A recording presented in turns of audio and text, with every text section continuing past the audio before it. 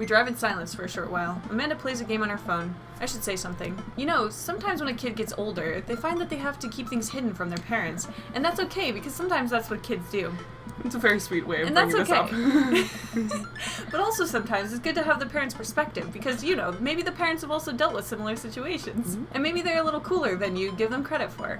Anyway, what I'm trying to say is that it's good to share. Love you. Oh. Have you been reading my tweets? You have a Twitter? What? Never mind. Look, sweetie, Mr. Vega said you haven't been You're supposed to wait for the ambiance at the mall food court when she's already got a Cinnabon in her. I mean, car rides do also make good times to talk.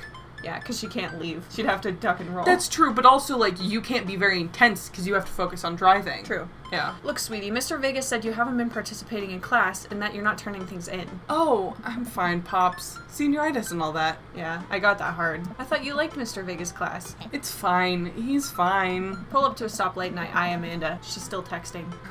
I want you to know that you can talk to me about anything. Even that emo kid you're texting right now. Yeah. Uh-huh. I can tell that whatever it is, she doesn't want me knowing about it. Heard MR's going to that fancy art school in California. That's exciting. Is it one you got rejected from, Cecil? Is that Emma P? No, you're right. Yep. Are you bummed that you guys aren't going to the same school because you got rejected because you put experimental stuff in your portfolio and you knew you weren't supposed to do that? Yep. Amanda keeps texting. She stifles a laugh. What's so funny? I don't think you'd get it. God, I like memes. I go on Facebook and see memes. I was just gonna say, every time I see a meme on Tumblr that I show Haley, our mom is like, what is it? And what it's is like, it? there's like, it's like a triple layer, like a media that she hasn't seen, and then like an inside joke based on the fandom, and it's like... Yeah, it's like a picture of the Doge with like the word bode on it. Yeah, it's like, there's no way for me to explain this. Well, and you can explain it. Well, yeah. But then it's ruined though. And then she's just like, oh, yeah. Okay. Alright. But you gotta tell your parents anyway, because otherwise they'll feel left out. And also feel like you're hiding something. Amanda. Okay. Oh, this is going so bad. She's smiling, though. Yeah, she's being a jerk. Who you texting? Noah. Who's that? That sounds like a boy. Noel. Who's Noah? My friend. Does he go to your school? Yep. Do you like Noah? What? No. Dad. Ugh. I can't believe you would... Dad. Wow. She's really upset. Come on, Amanda. She's doth protesting way too hard. Oh, yeah. Why would you... gross. Oh my god, Amanda. Sorry. Just asking. Dad, he's just my friend. Whoa. Guys and girls can be friends. Whoa. He's my friend. Amanda, calm down. Amanda. Hey, alright. Jeez. This is going well. Well, good talk. Love you, kiddo. She leans forward and turns up the radio. I guess that conversation is over. To the mall then. There's nothing a little Ito can't fix. We arrive at the mall, a big indoor shopping center with a couple different floors. It's kind of dead, but that doesn't stop a mall security guard from yelling at a group of loitering teens. Let's eat something disgusting for dinner. Yeah. Hell yeah. I knew you'd be down. Language, Miss... Really, Cecil? Hell. Heck yeah. Better. I can't. This is so out of character. I almost think maybe it's a joke. Better.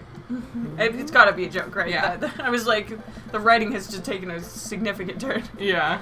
We approach the food court and evaluate our options. There's a greasy restaurant after greasy restaurant. My heart burns just looking at the menus. Nobody looks happy to be here. What are you in the mood for? Bread dipped in sugar? Bread with cheese on it? Or do you just want me to inject some fat directly into your bloodstream? I extend my hand to her. Would you do me the honor of sharing some nachos? Absolutely. She takes my hand with a grin. It would make me the happiest, cheesiest girl alive. We order a giant pile of chips and unnaturally orange cheese from a very unenthusiastic and possibly stoned teenager. We take a seat at a rickety table and dig in. These are bad. These are very bad. But also strangely delicious. We have to eat through the pain. I gotta say though, I wasn't planning on them going quite that bad. Like, movie theater nachos was not where I thought they would go. Yeah. I mean, because that's not food court meal. That's like carnival or like... Or that's like you're waiting for someone to come pick you up to take you to dinner and you're dying of hunger. Yeah, it's like, you need like some garbage food. Or at our mall, pretzel bites. Pretzel maker. We enjoy the fluorescent cheesy goodness together until we're all out of nachos. Okay, I did it. So, something's been bothering me for a while. Can you explain to me...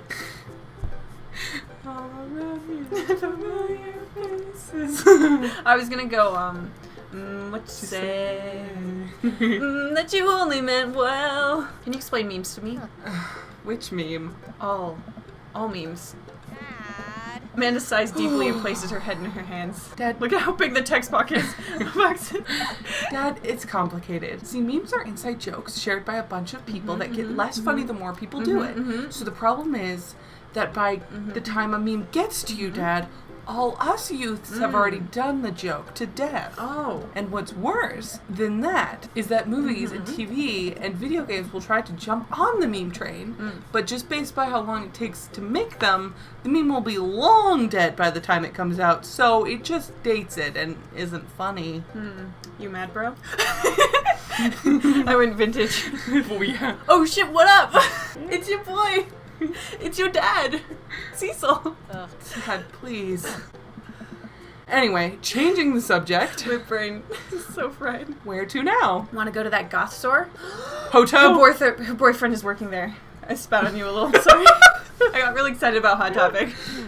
What? You know, the one that's all black and tries to establish itself as an anti-establishment despite being the exact representation of the establishment. I don't know what store Yes, you're you talking do. about. You know, the one where you can buy chain wallets, and it's basically an assault on what people fought so hard against in the punk and hardcore movements of the 70s and 80s. Dude, you've got to be more specific. I guess Spencer's Hot Topic. Which one? The one you threw up in that one time? Oh, that one. It's Hot Topic. Yeah. Amanda runs into the store with me trailing behind her. She makes a beeline for the back. I don't know if this is true, but I heard if someone comes in who doesn't look like they belong there, if you know what I mean, like a parent or someone wearing pastels or something. Not anymore. Now I was gonna say thanks, Melanie Martinez, you hooked me up. But they would put on super hardcore screamo music to try to flush out the parents and stuff. Well, I remember going in there as a 12-year-old, and they like I'd walk in and then it would just be like, "Boah!"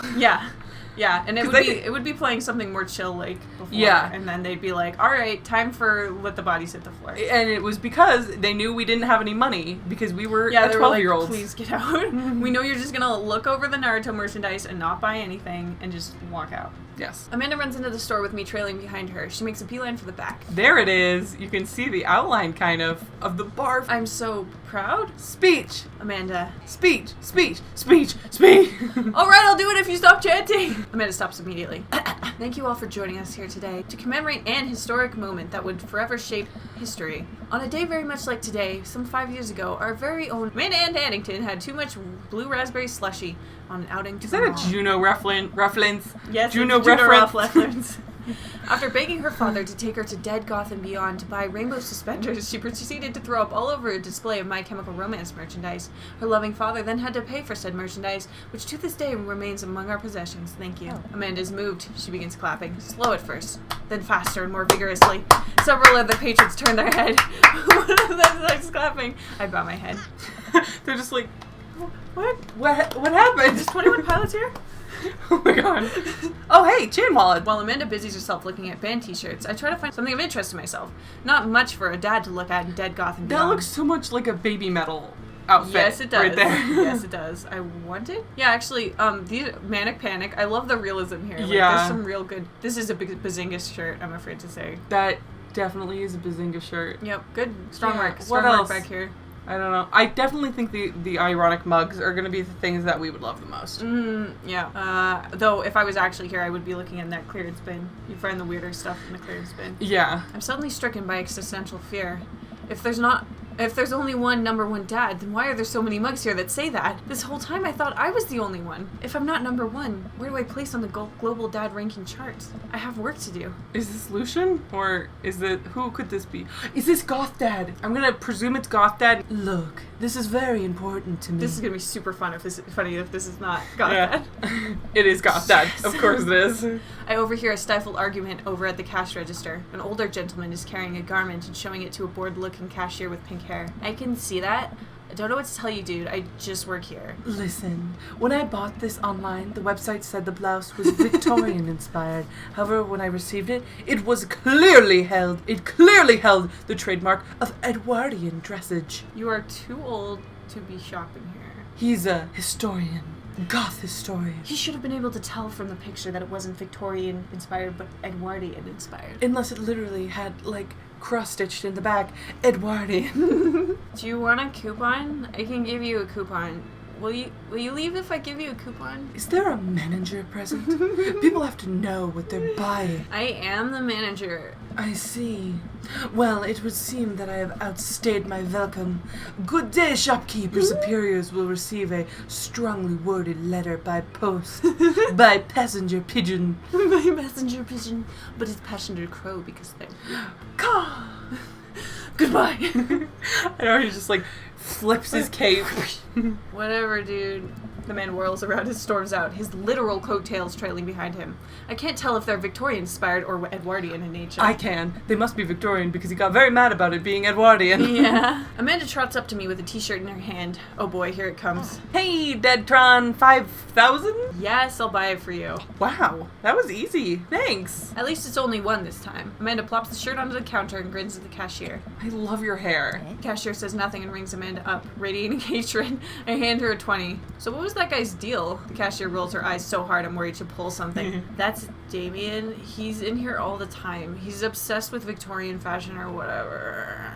She hands Amanda her bag, and it's clear the conversation is over. We make our way out of the store and head home to get some rest. Amanda and I sit on the couch, trying to find something to watch over bowls of ice cream. Oh, cool. Long Paul Paranormal Ice Road Ghost Truckers is on. Your favorite, right? Oh, hell yes. They have to make it over the Canadian tundra before the ice road melts, but they're also hunting ghosts. Also, the trucks are haunted. This is an episode I've already seen, but it's one of the best. Callum and Flint Dogbone, the twin brother truck driving and ghost hunting duo, find themselves in the greatest peril yet. This is also definitely a show that Haley would watch. Yeah, I would. Oh no, the ghost got control of the truck. I can't steer on them there damn ice roads. Let me use this EVP meter to try and communicate with the spirits. Flint, we're about to die.